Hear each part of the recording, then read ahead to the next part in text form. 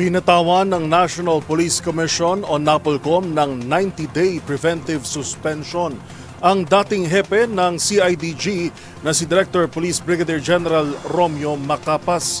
Batay sa isinampang reklamo ng whistleblower na si Ella Kim Patidongan, kinuha ng opisyal ang kanilang memory cards habang sila ay nasa Cambodia pa lamang. Nagbabalik si Val Gonzales.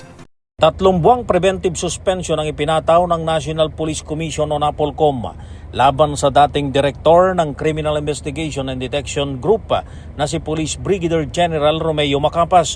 Ito'y dahil sa umano'y harassment and intimidation, tampering of evidence na ginawa ng opisyal sa mahahalagang mga ebidensya na may kinalaman sa missing Sabongeros. Nitong nakalipas na linggo ay inireklamo ng kapatid ni missing Sabongero whistleblower Dondon Patidongan na si Ella Kim Patidongan sa NAPOLCOM itong si General Macapas.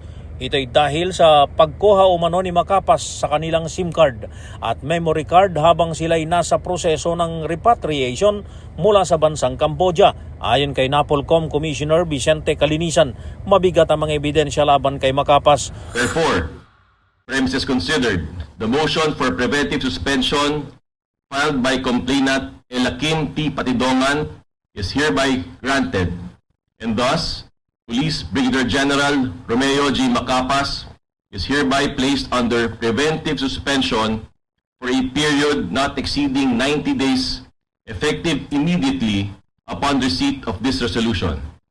The Chief PNP or his duly authorized representative. Si Macapas ang dating direktor ng CIDG na inilipat sa Police Regional Office 12 bilang Regional Director. Dahil dito inatasan na ng NAPOLCOM ang Philippine National Police na ipatupad ang preventive suspension laban sa general.